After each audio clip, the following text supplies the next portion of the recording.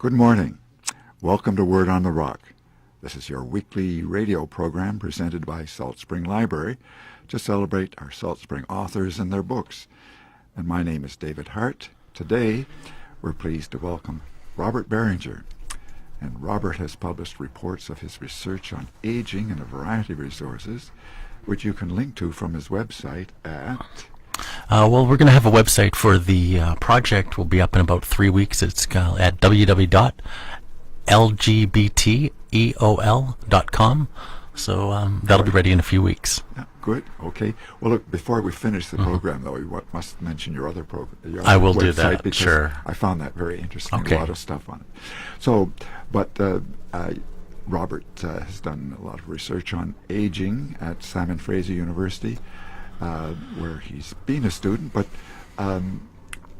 before we get on to the other stuff you're working on, how did you get to started with working at aging on Simon Fraser? You're not an old person. No gray hair that I can see. But. Well, my interest in aging goes way back to when in my teenage years. I was fascinated how one, say, 75-year-old person, would be completely vibrant health, and another 75-year-old person would seem to be living in a period of decline. And I was always fascinated by what are the differences, how does it change? And I know that there's partly genetic differences, but there's lots of lifestyle differences as well. And so that's what sought me on my path to look towards aging and that kind of research. Yeah. There's something that just popped in my mind when you said what started you is, I remember it used to be said, I don't know whether it's still true, that the number of people who die within 2 years of retirement, and that sort of shook me, that in fact it was a phenomenon that was a typical thing. I don't know whether that happens nowadays or not, but this was told me by some gerontology people. Well, I've certainly heard about that statistic. I'm not sure where that stands now, because there maybe is a bit more engagement post-working, and you find that there's not as many people retiring right at 65, and a lot of people seem to be doing a lot more part-time work and keeping active. But I do know that one statistic, I believe that there's a high percentage of people who, when they fall and break their hips, they're admitted to nursing homes, and a lot of people who break their hips when they're in their senior years, actually, I think they die within a couple of years of having it. It's high likelihood of that. Yeah. So there's still certain threats and impacts out there. Right. Well, I better get back to work on my Wi-Fi balance exercises. So, I'm always curious to learn a bit about something else that's not particularly relevant to what we're... how did you come to live on Salt Spring? Because you weren't born here, I take it. No, I actually somehow was living in Whistler. I was born in Vancouver. I was living in Whistler from 95 to 2000. And then somewhere up in Whistler, it felt like a change of pace, and we ended up moving to Salt Spring and developing a property in 1998. And I was actually here for 2 summers then, and I moved away, but I always knew I wanted to come back. My daughter did grow up here. She stayed here since when she was a toddler in 1998, and then she just graduated from the high school here last year. Great. Well, okay. So now, but what we're really interested in talking about today is about a program which you developed.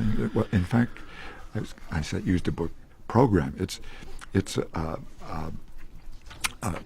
compilation of resources which are aging and LGBT end of life planning. That's the sort of that's the theme, right? That's the theme and the title, and which you've done a lot of work on. And there will be a copy of this in the Salt Spring Library. Yes, that's correct. Yeah, and soon on, as you mentioned before, on this new website that'll be available perhaps in a month's time. I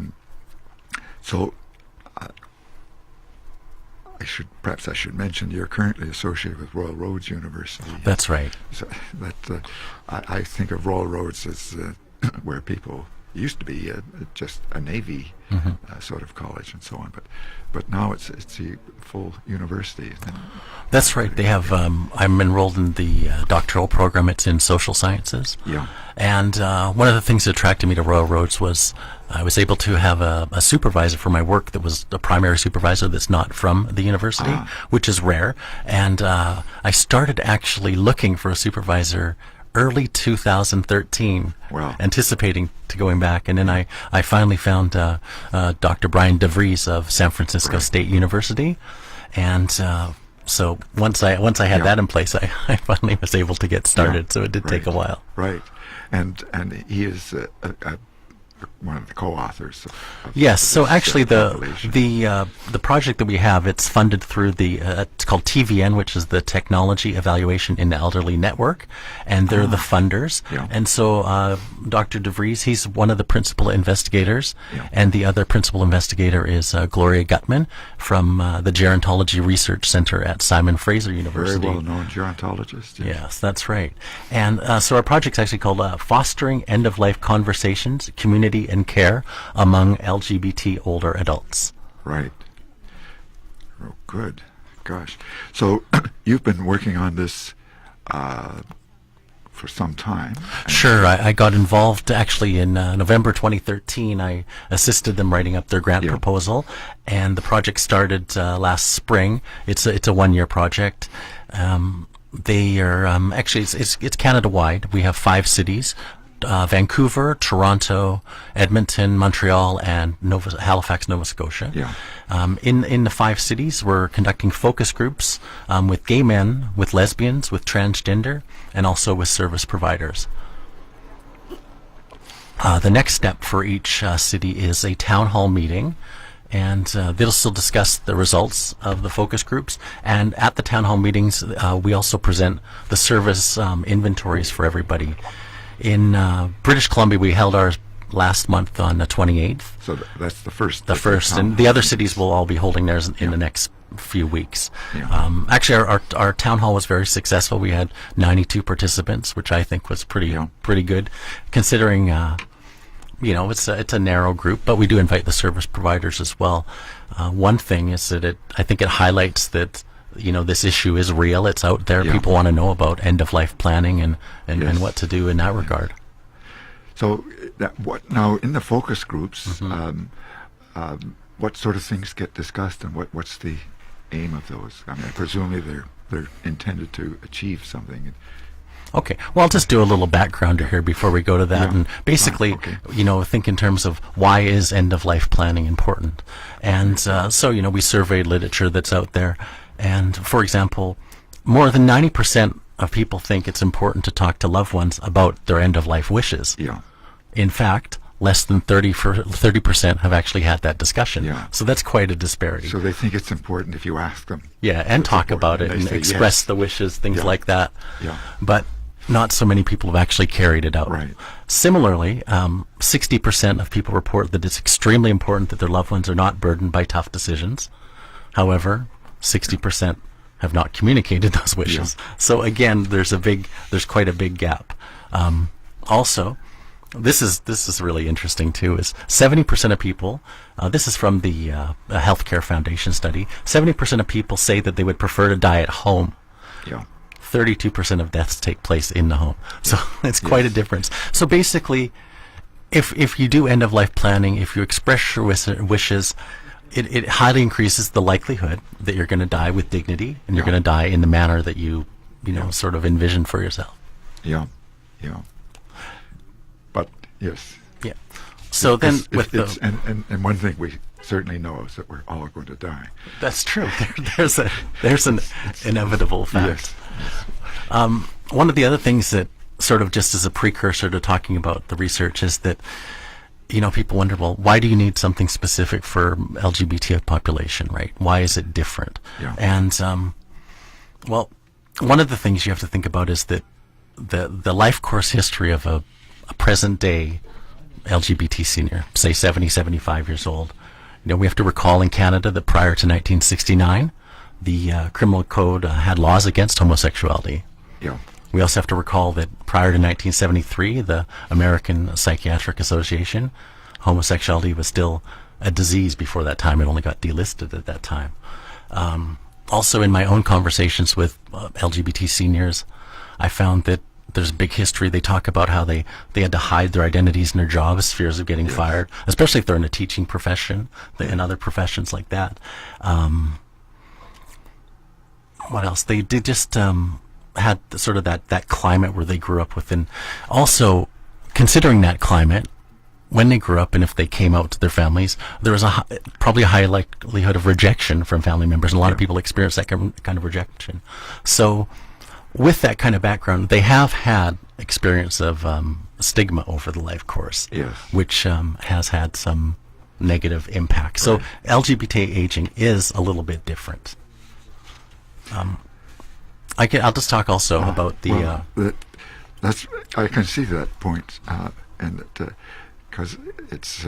I remember hearing about people in just sexuality in old age homes. I remember many years ago at the Mental Health Association, I think I mentioned this to you, that they showed a film illustrating a problem which many people had, to elderly people getting sexually attracted to each other and getting in bed together, and this being a terribly shocking thing. And they were talking about